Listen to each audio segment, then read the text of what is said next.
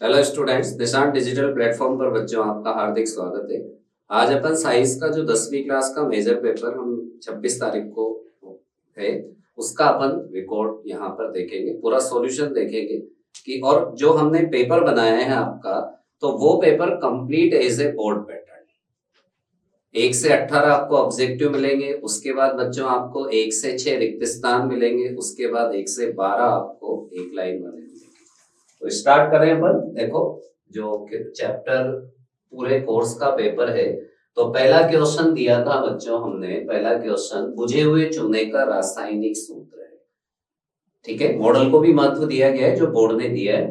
बुझे हुए चूने का रासायनिक सूत्र बच्चों आप देखो CaOH2। इंपॉर्टेंट क्वेश्चन है ये, ध्यान रखना। बुझे हुए चूने का जो हमारा रासायनिक सूत्र है बच्चों, वो क्या है? CaOH2।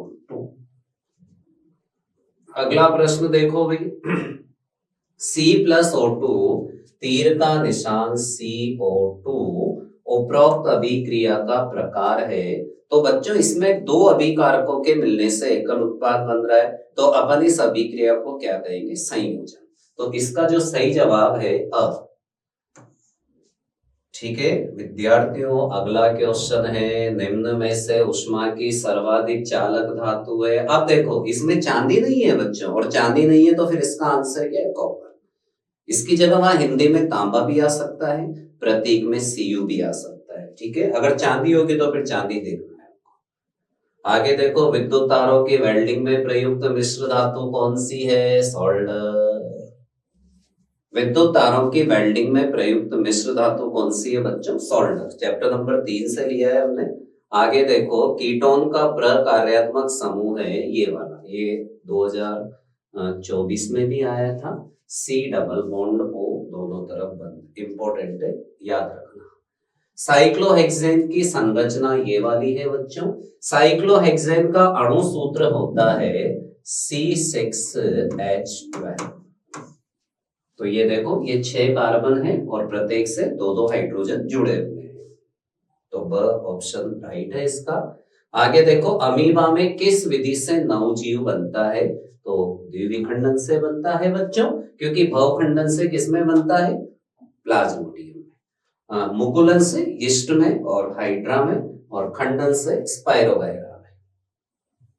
आगे देखो, निम्न में से मानव में नर जनन तंत्र का भाग नहीं है, तो बच्चों वृषण भी है, ठीक है, शुक्राशय भी है, शुक्रवाहिका भी है, लेकिन गर्भाशय किसमें है बच्चों? मादा जनन तंत्र में। गर्भाशय किसमें है? मादा जनन तंत्र में। तो इसका आंसर गर्भाशय ही हो जाएगा। उसके बाद देखो, निम्न में से कौन सा जंतु हार्मोन है बच्चों? साइटोकाइनिन क्या है यहाँ पर? पादप हार्मोन। ऑक्सिन भी क्या है? पादप हार्मोन। जिब्बेरेलिन भी क्या है? पादप हार्मोन। तो इसका सही जवाब क्या है? इंसुलिन, क्योंकि इंसुलिन क्या है बच्चों? जंतु हार्मोन। ठीक है, आगे चलते हैं। अगला प्रश्न है कि निम्न में से मस्तिष्क का मुख्य सोचने वाला भाग है अग्र मस्तिष्क। याद रखो, जो भी अपन सोचते हैं ना, वो सब अग्र मस्तिष्क के द्वारा होता है। चलो, स्वच्छ आकाश का रंग नीला दिखाई देना किस घटना पर आधारित है? तो भैया ये आंसर है इसका प्रकीर्णन। ये वायुमंडलीय अपवर्तन है बच्चों, लेकिन ये इसका उत्तर नहीं है। इसका उत्तर क्या है? प्रकीर्णन।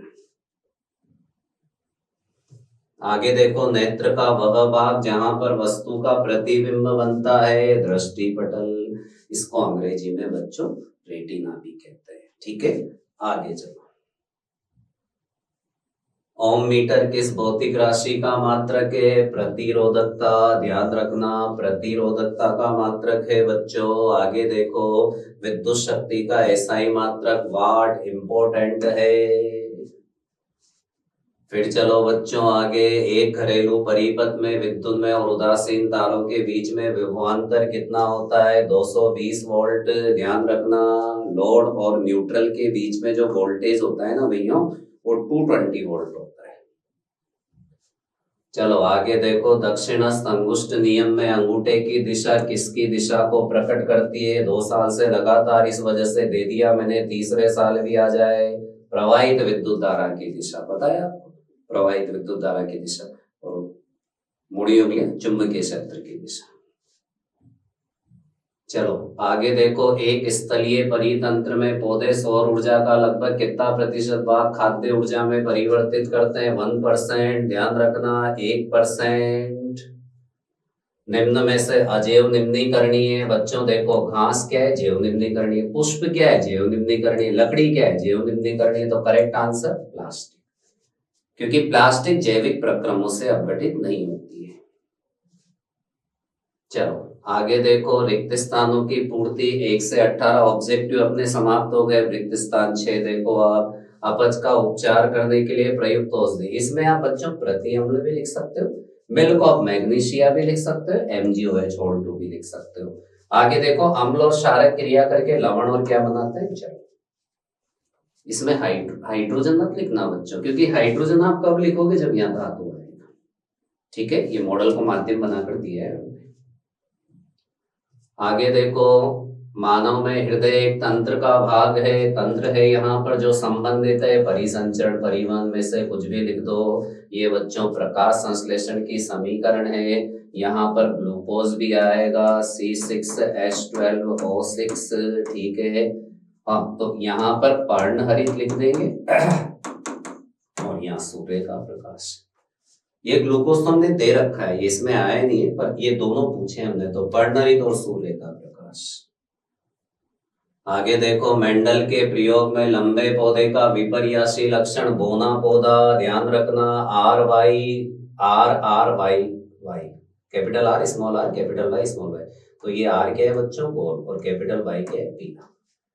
मेंडल के प्रयोग में द्विसंकर संकरण अनुपात 9:3:3:1। ये थोड़ा सा आप इसको करेक्ट कर ले, मैं लिख देता हूँ 9:3:1। थोड़ा सा मिस्टेक हो गया यहाँ पर, 2 की जगह 3 है बच्चा। ठीक है, 9:3:3:1। चलो अति लघुत्रात्मक में देखो आप, क्वेश्चन नंबर 1, इसमें 12 मिलेंगे आपको। चींटी के डंक का अम्ल बहुत इंपॉर्टेंट है, मैथेनोइक अम्ल बच्चों, और 2 संश्लेषित सूचक मैथिल ऑरेंज और फिनोप्थैलिन। ध्यान रखना मेथेन के दहन की संतुलित समीकरण, ये देखो ये चैप्टर नंबर 1 से है। CH4 + 2O2 तीर का निशान CO2 + 2H2 + उष्मा। ठीक है, आगे देखो बच्चों, पीतल का संगठन Cu + Zn, ये Cu है यहाँ पर बच्चों, Cu + Zn। तांबा जस्ता भी लिख सकते हो। और उष्मा की कुचालक 2 धातु है, लेड और मरकरी। ठीक है, आगे देखो बच्चों, मस्तिष्क का कौन सा भाग शरीर की स्थिति और संतुलन का काम करता है? ध्यान रखना, ऐसे ही लिखना है, पश्च मस्तिष्क स्थित अनुमस्तिष्क। केवल अनुमस्तिष्क मत लिखो आप, हालांकि दे देगा नंबर वो, लेकिन आप तो लिखो पश्च मस्तिष्क स्थित अनुमस्तिष्क। आगे देखो, अधिवृक्क ग्रंथि के द्वारा स्त्रावित हार्मोन बच्चों एड्रेनलिन हार्मोन, और हार्मोन की मात्रा व समय का नियंत्रण पुनर्भरण क्रिया विधि। बहुत इजी है, बहुत इंपॉर्टेंट भी है। मानव में लिंग निर्धारण का रेखा चित्र आप अपने हिसाब से, जो मैंने कॉपी में बनवा रखा है बच्चों को ऑफलाइन क्लासेस के अंदर, वो भी बनाया जा सकता है। ये बुक का है बच्चों, जो यहाँ पर दिख रहा है आपको, XY नर में होते हैं, XX मादा में होते हैं। जब X और X मिलता है तो लड़की होती है, जब X और Y मिलता है तो लड़का होता है।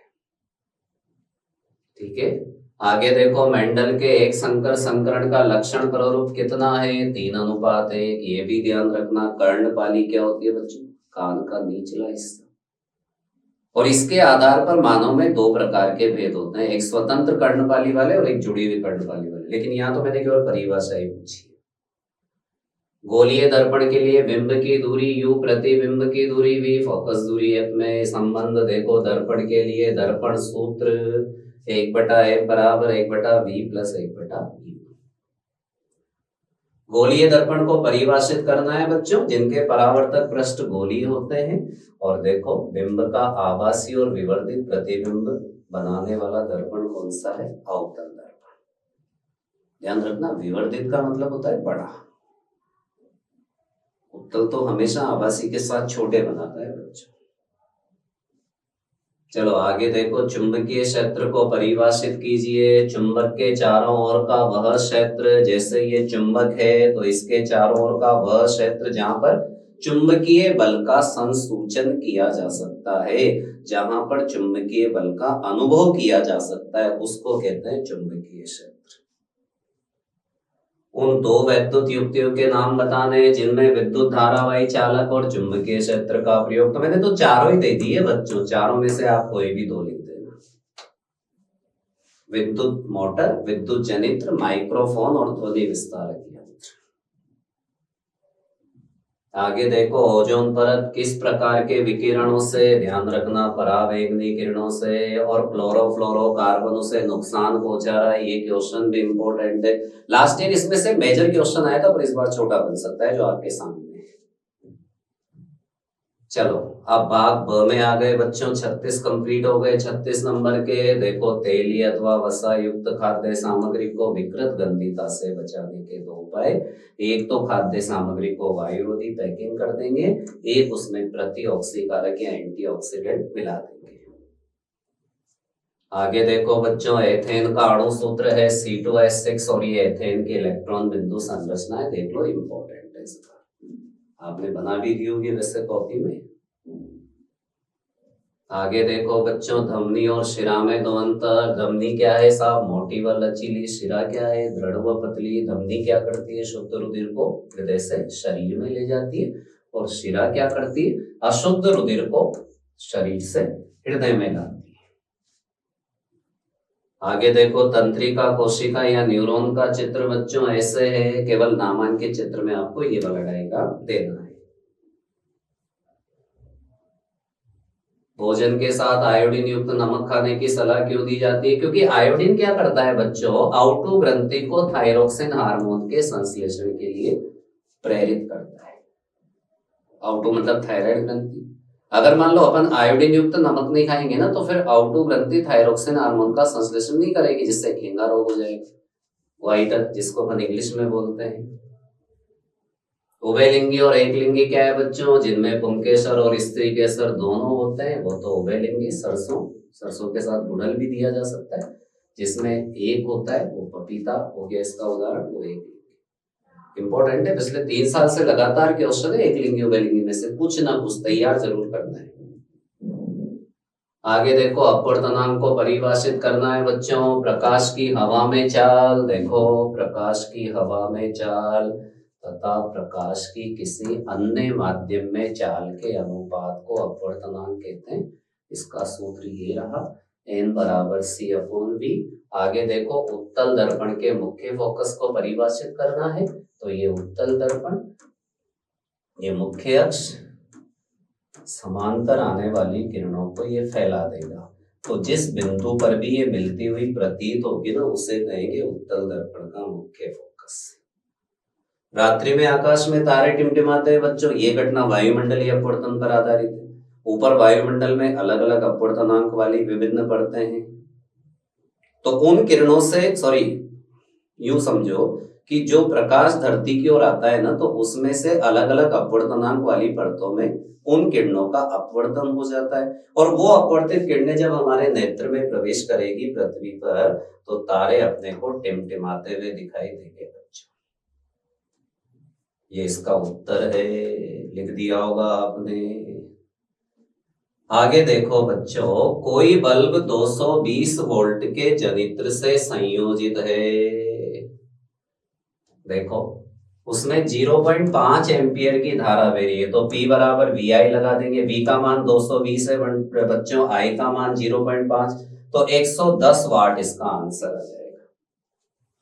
आपको जूल प्रति सेकंड लिखने की जरूरत नहीं, आप तो डायरेक्ट वाट लिख दो, कोई दिक्कत नहीं है। आगे देखो, चुंबक के निकट लाने पर दिक्सूचक की सुई विक्षेपित क्यों जाती है। भैया दिक्सूचक भी क्या होता है, एक छोटी चुंबकी तो होती है, तो इसका जो सिरा उत्तर की ओर होता है वो उत्तरी, जो दक्षिण की ओर होता है वो दक्षिण। अब आपको पता है चुंबक में भी उत्तरी और दक्षिणी ध्रुव होता है, तो जब आप इस दिक्सूचक को चुंबक के पास लाओगे तो समान ध्रुव में प्रतिकर्षण होगा, असमान ध्रुव में आकर्षण होगा, जिससे वो दिक्सूचक की सुई विक्षेपित हो जाएगी, मुड़ जाएगी। ये आंसर इसका इंपॉर्टेंट है, ये वाला क्वेश्चन भी इस बार। आगे देखो जैव निम्नीकरण बच्चों, जो जैविक प्रक्रमों के द्वारा अपघटित हो जाते हैं वो तो जैव निम्नीकरण, जो नहीं होते हैं वो अजैव निम्नीकरण। सिंपल है, प्लास्टिक नहीं होता तो अजैव निम्नीकरण, कागज हो जाता है तो जैव निम्नीकरण। पोषक स्तर का ये वाला चित्र है बच्चों, आप इसको परीक्षा में बनाकर आ जाना। जैसे त्रिभुज, यहाँ उत्पादक, प्राथमिक उपभोक्ता, द्वितीयक उपभोक्ता और तृतीयक उपभोक्ता। चलो अब खंड स पर आ गए बच्चों अपन। पहले पार्ट से है संयोजन और वियोजन अभिक्रिया को परिभाषित करते हुए उसका एक एक उदाहरण लिखना था। तो संयोजन में क्या है, जिसमें दो या दो से अधिक अभिकारकों के मिलने से एकल उत्पाद का निर्माण होता है, उसे कहते हैं अपन संयोजन अभिक्रिया। जैसे C+O2 तीर का निशान CO2, ये इसका उदाहरण हो गया। वियोजन में क्या होगा बच्चों, एकल अभिकारक टूटकर दो उत्पाद बनाएगा, दो से अधिक उत्पाद बनाएगा। त्रिभुज का मतलब उष्मा, ये देखो वियोजन अभिक्रिया होगी। उसके बाद संतुलित करना है बच्चों, देखो संतुलित कर दिया, यहाँ अपन ने 2 लगा दिया, यहाँ अपन ने 2 लगा दिया। देखो Na2 हो गया, इधर भी 2 है बच्चों। ऑक्सीजन 2 4 6 हो गए, उधर भी देख लो ऑक्सीजन 4 और 2 6 हो गए, पूरी रिएक्शन बैलेंस हो गई। आगे देखो रेडॉक्स अभिक्रिया किसे कहते हैं, तो ध्यान रखना जिसमें एक अभिकारक उपचयित हो जाता है, दूसरा अपचयित हो जाता है, या जिसमें अपन कह सकते हैं कि उपचयन और अपचयन दोनों साथ साथ होते हैं। अब मैंने पूछा जैसे अभिक्रिया CuO + H2, तीर का निशान Cu + H2O में, तो आप देखो ना भाई, CuO Cu में बदल गया, ऑक्सीजन हट गई, अपचयन हो गया। H2 H2O में बदल गया, उपचयन हो गया, क्योंकि ऑक्सीजन जुड़ गई। आगे देखो लोहे को जंग लगने से बचाने के लिए क्या करेंगे, उस पर पेंट कर देंगे, उस पर जस्ते या जिंक का लेपन कर देंगे, जिसे यशद लेपन भी कहते हैं। आगे आप कुछ भी लिख दो, कोई दिक्कत नहीं उसके अंदर, उससे संबंधित। सहसंयोजक आबंध किसे कहते हैं बच्चों, दो परमाणुओं के बीच इलेक्ट्रॉन के किसी युग्म की साझेदारी से जो आबंध बनता है ना, उसको सहसंयोजी आबंध कहते हैं। और इसकी 2 विशेषता में देख लो, अंतर आणविक बल कम होता है और क्वथनांक और गलनांक कम होते हैं। ठीक है, लिख दिया होगा आपने। मिसाइल का चित्र बनाना है बच्चों, ये देख लो मिसाइल का चित्र आता ही है क्वेश्चन लगभग हर साल, ऐसा नहीं कि 2025 में आ गया, 23 24 25 में लगातार है मिसाइल साबुन अपमार्जक तैयार करना है। साबुन अपमार्जक में एक अंतर बच्चों, साबुन मृदु जल में झाग देता है, जबकि अपमार्जक मृदु और कठोर दोनों जल में झाग देता है। संकलन अभिक्रिया बच्चों असंतृप्त हाइड्रोकार्बन दिखाते हैं, देखो ये द्विबंध है, ये एकल बंध में बदल गया। आप देखो द्विबंध एकल बंध में बदल गया, और ये निकल अथवा पैलेडियम उत्प्रेरक की उपस्थिति में होती है। और इसको बच्चों हाइड्रोजनीकरण भी कहते हैं। वनस्पति तेल से वनस्पति घी बनता है तो इसी प्रोसेस से बनता है, निकल और पैलेडियम की उपस्थिति में होती है ये क्रिया, ध्यान रखना।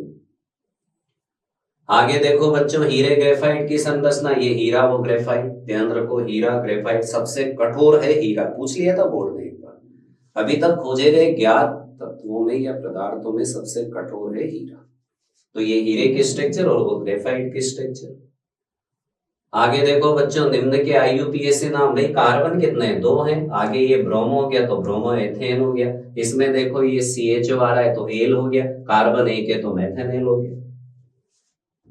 ठीक है, क्या होता है जब अंड का निषेचन नहीं होता है, मैंने बताया था कि प्रत्येक महाअंडाणु एक अंड का अंडाशय एक अंड का मोचन करता है। वो कहां पहुंचेगा बच्चों, वो पहुंचेगा अंडवाहिनी में, और अंडवाहिनी में पहुंचकर वो शुक्राणु का इंतजार करेगा। इस अंतराल में गर्भाशय अपनी दीवार को मोटी व स्पंजी कर लेगा। अब किसी कारणवश अगर 1 माह के अंतराल में उस अंडाणु का निषेचन शुक्राणु नहीं कर पाए, तो फिर वो गर्भाशय ने जो अपनी तैयारी करी थी ना, मोटी व स्पंजी दीवार बना ली थी, तो वो दीवार टूटती है बच्चों, और वो मानव मादा के योनि मार्ग से बाहर आती है। तो फिर अपन कह देंगे बच्चों कि उस कंडीशन में क्या होगा, उसे बोलेंगे ऋतुस्राव अथवा रजोदर, और इसकी अवधि होती है 2 से 8 दिन। आगे देखो कोई 2 गर्भ निरोधन युक्तियों में आप कंडोम और कॉपर टी लिख दो, ये बहुत इंपॉर्टेंट है, ये भी पिछले 2 साल से पेपर में है। हाइड्रा में मुकुलन क्रिया समझानी है बच्चों अपने को। हाइड्रा के अंदर तो आपको पता है हाइड्रा में मुकुलन क्रिया, जैसे ये हाइड्रा है तो यहाँ पर एक कलिका बन जाएगी जिसे अपन मुकुल बोलेंगे, और ये मुकुल धीरे धीरे विकसित होकर नया हाइड्रा बना देगा। बस यही मुकुल है, यही दिखा रखा है हमने इसके अंदर। इष्ट कवक में भी होती है। यौनारंभ के समय बच्चों लड़के और लड़कियों में परिवर्तन देखो। लड़कों में चेहरे पर दाढ़ी मूंछ आ जाती है, आवाज मोटी हो जाती है, भारी हो जाती है। लड़कियों में जनन अंग विकसित हो जाते हैं, आवाज बारीक हो जाती है। आगे देखो ओम का नियम बच्चों। देखो किसी विद्युत परिपथ में धातु के तार के दो सिरों के बीच विभवांतर उसमें प्रवाहित होने वाली विद्युत धारा के समानुपाती होता है। आपने पढ़ा है V समानुपाती I अथवा V बराबर RI। ये है ओम का नियम, ध्यान रखना। उसके बाद देखो आप बच्चों अमीटर का क्या कार्य है, विद्युत परिपथ में धारा मापता है। वोल्ट मीटर का क्या कार्य है, विद्युत परिपथ में विभवांतर मापता है और धारा नियंत्रक धारा की प्रबलता को कम अथवा अधिक करता है। किसी विद्युत बल्ब के तंतु का प्रतिरोध बच्चों 1200 ओम है। देखो R बराबर कितना है, 1200। V बराबर 220 वोल्ट, तो ये आ गया अपने पास 0.18 एम्पियर। कौन सा फॉर्मूला लगाया बच्चों, V बराबर RI, तो I बराबर V अपॉन R, ये आ गया हमारे पास। ठीक है। उसके बाद जूल का तापन नियम बच्चों। जब किसी प्रतिरोधकों की निकाय में अपन विद्युत धारा भेजेंगे ना, तो उस विद्युत धारा का अधिकांश भाग ऊष्मा में बदलेगा, हीट देगा, जैसे हीटर में होता है, आपको पता है। और इसको जूल नामक वैज्ञानिक ने बोला था सबसे पहले, तो उनकी समीकरण होगी जूल के तापन नियम की, H बराबर I स्क्वायर RT, ये दे रखी है हमने। ठीक है। आगे देखो बच्चों, एक यूनिट में, एक यूनिट इसको यूनिट, इस किलोवाट घंटे को यूनिट भी बोलते हैं, तो 1000 इंटू 3660 इंटू 60 हो गया ना। तो ये मान ध्यान रखना, ये 3.6 गुणा 10⁶ जूल है। ये 6 ऊपर है घात के रूप में, 106 मत समझना इसको, वैसे लिख दिया होगा आपने, कोई दिक्कत नहीं है। किसी विद्युत बल्ब के तंतु में 5 मिनट में 300 कूलम का आवेश प्रवाहित हो रहा है। तो भैया मिनट को सेकंड में बदलना है, तो देखो ये बदल दिया, 300 सेकंड आ गया। फिर Q 300 हो गया, तो I बराबर Q बटा T, तो 300 बटा 300 बराबर 1 एम्पियर। आगे देखो बच्चों, क्लोर क्षार प्रक्रिया, द वाला भाग आ गया। सोडियम क्लोराइड के जलीय विलयन में विद्युत धारा प्रवाहित करने पर सोडियम हाइड्रोक्साइड के साथ हाइड्रोजन और क्लोरीन गैस प्राप्त होती है। बच्चों हाइड्रोजन कहां मिलेगी, कैथोड पर, क्लोरीन कहां मिलेगी, एनोड पर। तो ये क्लोर क्षार प्रक्रिया है, ये इसकी समीकरण है। हालांकि ये 2025 में आई थी, लेकिन ये रिपीट कर सकता है बोर्ड, ध्यान रखना। अम्लीय वर्षा क्या है, जब वर्षा के जल का पीएच मान 5.6 से कम हो जाता है तो अम्ल बरसता है, बोलेंगे अम्लीय वर्षा हो रही है। अम्लीय वर्षा से लोहे की वस्तुएं खराब हो जाती है, संक्षारित हो जाती है। एक अम्लीय वर्षा में उपस्थित अम्ल जब भी किसी नदी व तालाब के जल में गिरेगा ना बच्चों, तो वहां पर रहने वाले जलीय जीवों की उत्तरजीविता कठिन हो जाएगी, जिससे वो मरने लगेंगे। ये 2 कुप्रभाव बता देंगे अपन। आगे देखो, सुमेलित करना है भैया, धोने का सोडा कौन है, Na2CO3.10H2, जिप्सम CaSO4.2H2, विरंजक चूर्ण ये रहा, बेकिंग सोडा ये रहा, ये सब हमने नीचे दे रखा है। आगे देखो, अम्ल की धातु से क्रिया का चित्र बच्चों ये रहा, ये अम्ल है। ठीक है, इसमें धातु की क्रिया करा रहे हैं अपन, तो ये हाइड्रोजन गैस निकल गई। ये वाला डायग्राम इंपॉर्टेंट है, ये वाला चित्र भी। आगे देखो, धातु ऑक्साइड की प्रकृति क्षारीय, अधातु ऑक्साइड की अम्लीय, लिख दिया होगा आपने। अम्ल के जलीय विलयन विद्युत का चालन क्यों करते हैं, क्योंकि उसमें आयन आ जाते हैं। आप किसी भी अम्ल को पानी के अंदर घोलोगे तो आयनों में बदल जाएगा बच्चों।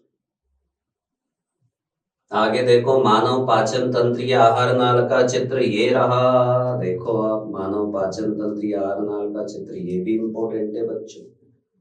लार का काम पूछा हमने, तो आपको पता है मुख में लार ग्रंथियां होती है, वो लार स्त्रावित करती है। तो आप जिस भोजन को बाहर से ग्रहण कर रहे हो ना, उस भोजन को वो चिपचिपा और लसलसा बना देती है। और उस भोजन में जो कार्बोहाइड्रेट की जटिल अवस्था है ना, स्टार्च, उसको वो माल्टोज में बदल देती है। हमारे शरीर में वसा का पाचन बच्चों शुद्रांत्र अथवा छोटी आंत में होता है, जहां पर लाइपेज एंजाइम उसे वसीय अम्ल और ग्लिसरॉल में बदल देता है। अथवा विभिन्न पथों द्वारा ग्लूकोज का विखंडन, देखो ग्लूकोज पाइरुवेट में बदल गया, 3 भागों में डिवाइड हो गया। ये वाला चित्र भी इंपॉर्टेंट है, एक बार आ गया था पेपर के अंदर, बना दिया होगा वैसे आप लोगों ने अगर ये किया होगा तो। रंध्र कैसे खुलते हैं बताया था आपको, प्रत्येक रंध्र चारों तरफ से 2 द्वार कोशिकाओं से घिरे होते हैं। और बच्चों ये द्वार कोशिकाएं उन रंध्रों को खोलने अथवा बंद करने का काम करती है। दिन के समय द्वार कोशिकाओं में निकट की कोशिकाओं का जल आ जाएगा, तो वो द्वार कोशिकाएं फूल जाएगी, फूलते रंध्र खुल जाएंगे। रात्रि के समय ये जल वापस चला जाएगा निकट की कोशिकाओं में, तो द्वार कोशिकाएं सिकुड़ जाएगी, रंध्र बंद हो जाएंगे।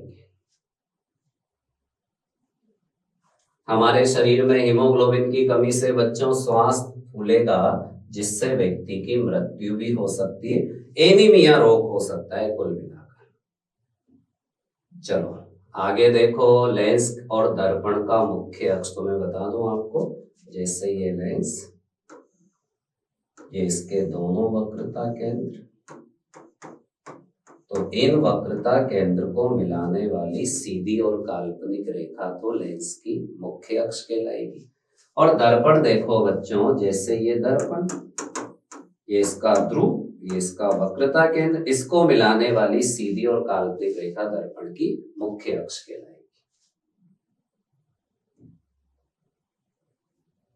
जब प्रकाश विरल माध्यम से, ये सघन है बच्चों, सघन,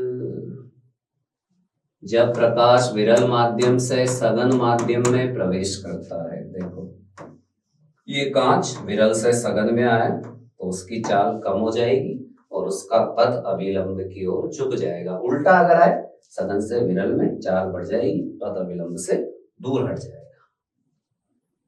उत्तल लेंस से प्रतिबिंब निर्माण है बच्चों F1 और O के मध्य, ये F1 ये O, इसके बीच में रख दी। समांतर आने वाली किरण F2 से गुजरी, प्रकाशिक केंद्र वाली सीधी चली गई। अब ये दोनों आगे तो नहीं मिलेगी, अपन इनको पीछे बढ़ाएंगे, यहाँ मिलेगी, इस जगह प्रतिबिंब मिलेगी, ठीक है। अथवा में देखो बच्चों, पश्च दृश्य दर्पण के रूप में प्रथम वरीयता उत्तल दर्पण को क्यों दी जाती है? क्योंकि उत्तल दर्पण बाहर की ओर मुड़े हुए होते हैं। भाई समतल दर्पण तो पूरी तरह प्लेन होता है, अब उत्तल बाहर की ओर मुड़े हुए होते हैं बच्चों, तो उसका दृष्टि क्षेत्र ज्यादा होता है, तो पीछे के लंबी दूरी के वाहनों को देखा जा सकता है, ठीक है। उसके बाद देखो आगे, गोलीय दर्पण की वक्रता, त्रिज्या और फोकस दूरी में क्या संबंध है? तो वक्रता, त्रिज्या, फोकस दूरी की दुगुनी होती है बच्चों, r बराबर 2f या f बराबर r/2। इससे रिलेटेड भी आपके 2026 के पेपर में कुछ ना कुछ जरूर आएगा, तैयारी कर लेना। चलो आगे देखो, अवतल दर्पण से प्रतिबिंब निर्माण दर्शाइए, C और F के मध्य, ये अवतल दर्पण, ठीक है बच्चों, ये C ये F, यहाँ पर वस्तु रख दी, समांतर आने वाली किरण फोकस से गुजरी और वक्रता केंद्र वाली जिस दिशा में गई ना, उसी दिशा में आ गई, तो ये दोनों यहाँ में। और प्रतिबिंब तो आप दर्पण और लेंस में से किसी एक का कर लो, क्योंकि अथवा में क्वेश्चन आएगा। ये 26 जनवरी का जो पेपर हमारा हुआ, उसका पूरा सॉल्यूशन मैंने आपको बता दिया। और ये बच्चों कंप्लीट बोर्ड पैटर्न पर आधारित है, बोर्ड पैटर्न के आधार पर ही निशान पेपर बनाता है। और ये 4 पेपर जो हमारे निशान के टेस्ट सीरीज के हुए हैं, इनमें से लगभग 90% क्वेश्चन आपके बोर्ड पेपर में छपेंगे। आप जब वहां तैयारी करो, तैयारी करके जाओ, तो 19 फरवरी के बाद जब अपना 21 फरवरी को पेपर है, तो आप 20 फरवरी को जब पूरी तैयारी हो जाए तो आप इन चारों पेपर को एक बार घर पर चेक करना सॉल्यूशन को, क्योंकि इन्हीं में से क्वेश्चन आएंगे परीक्षा के अंदर। ठीक है बच्चों, तो जुड़े रहिए निशान डिजिटल ऐप से, सफलता आपकी निश्चित है। थैंक